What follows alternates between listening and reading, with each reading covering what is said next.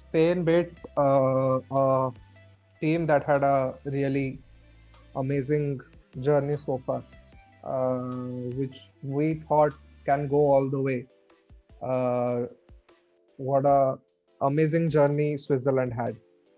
Their first win in a knockout stage in the Euros since 1954. So how good was that? Jan Sommer. It was that summer where Jan Sommer ensured that the team is progressing. Nothing. Shaqiri did well. I think the Arsenal man Saka pretty immense in the midfield. I mean, he has been compared with Pogba. I mean, the Arsenal outcast. He has been the core of Switzerland national team. I think Shaqiri did well, scoring that last minute goal to keep the game alive, and he has been chipping in some good performances.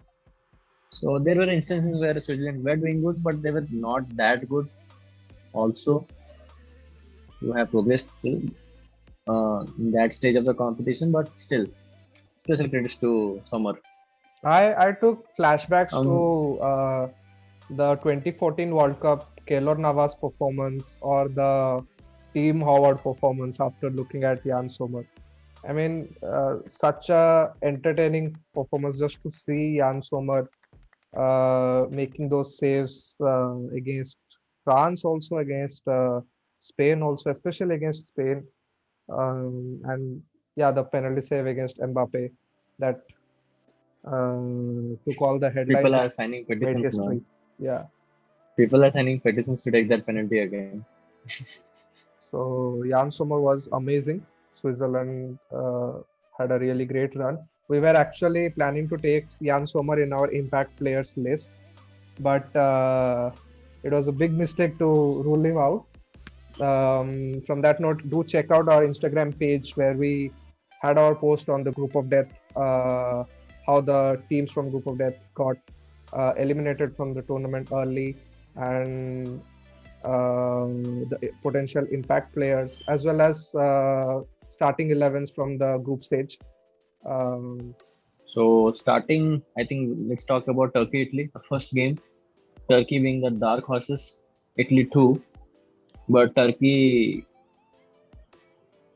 they just failed to live up to the expectations. I yeah, think, they lost all the matches in the group stage. We were seeing him as the dark horse, and that was once hell of a disappointment. and they had such an amazing team from like Hakan Karanoglu in the number 10. Then there's Demiral in the defense along with Soyuncu. Okay, and there's another player from Leicester as well.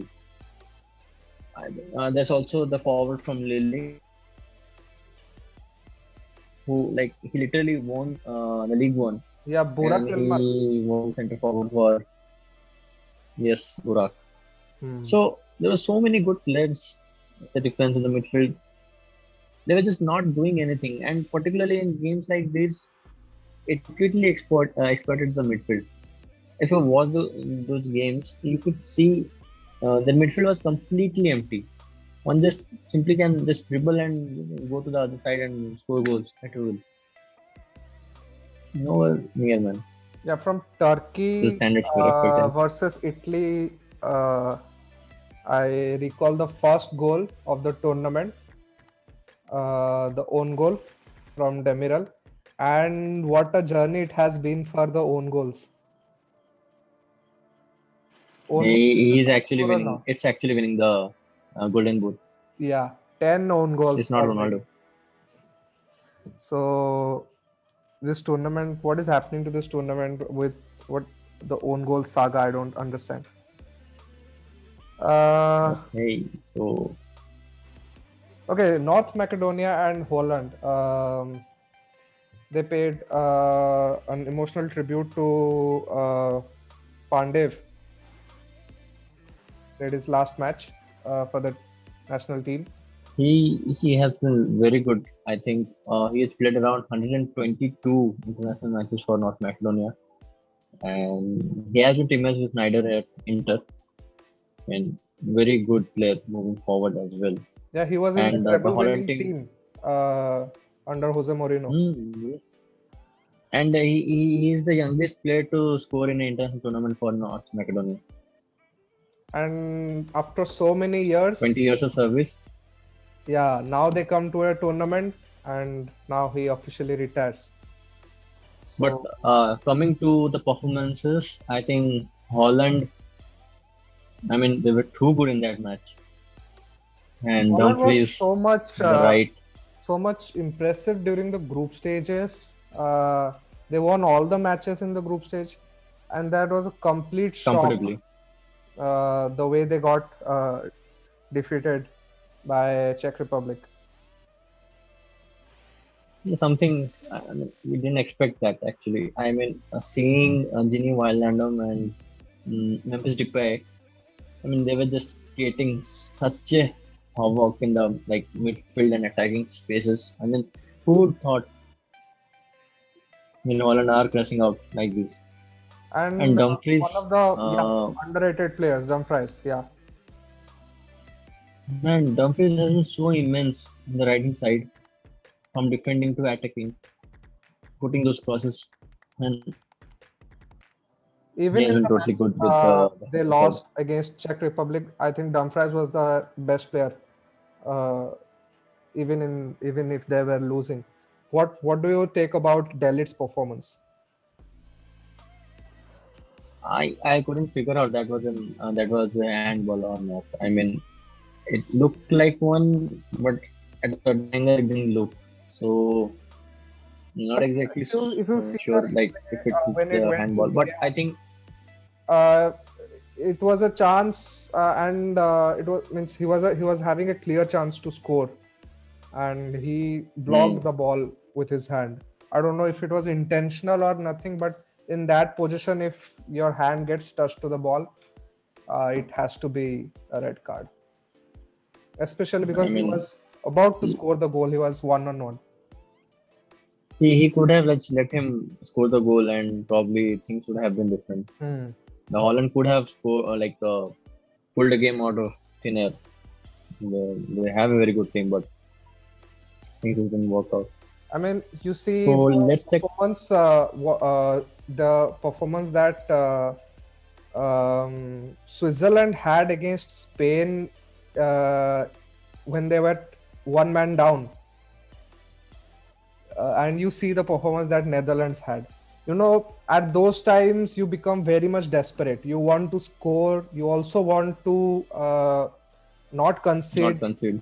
and the opposition will try to exploit you where you are one man down, those spaces, and it doesn't happen.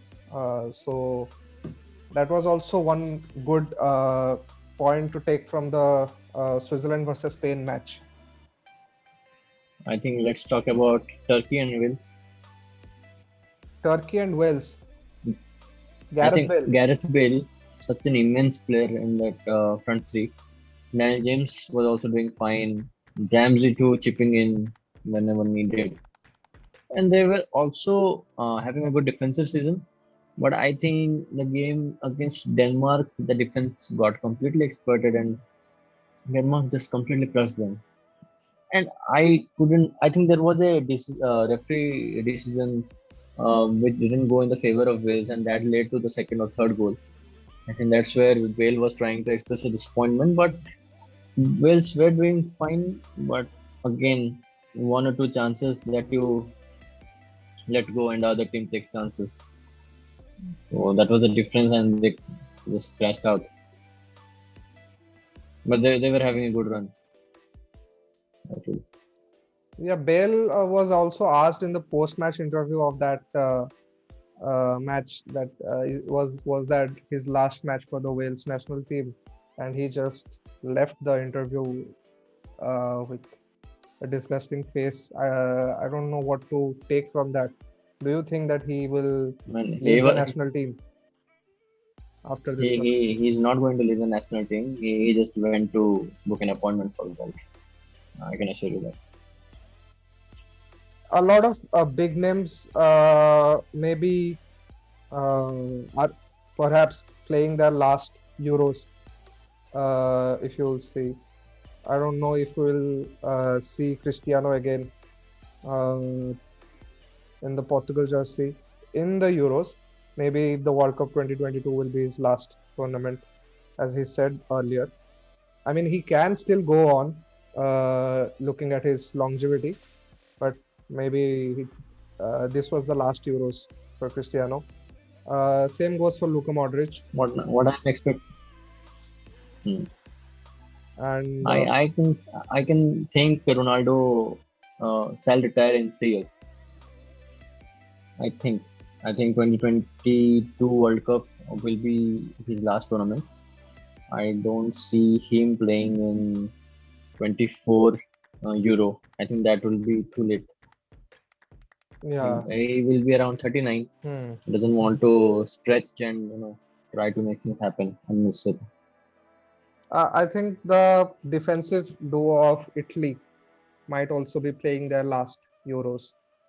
Chiellini, Bonucci have been awesome in the defense this season.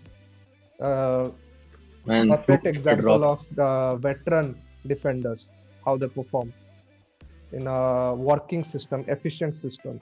I mean, yeah, the same pair plays for Juventus, and their performance there, and the same pair playing for Italy is hell and heaven different.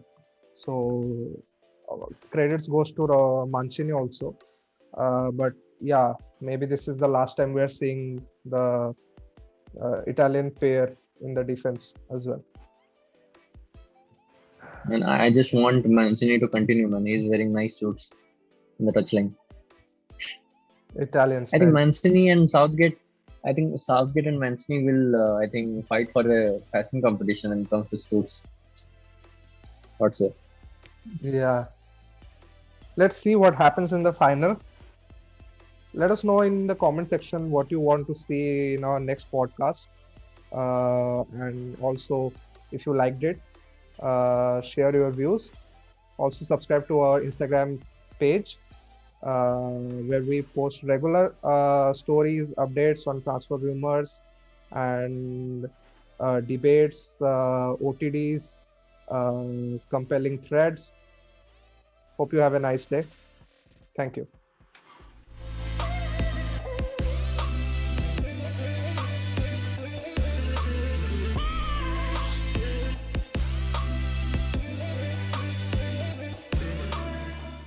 ए सफेद कपड़ा ओ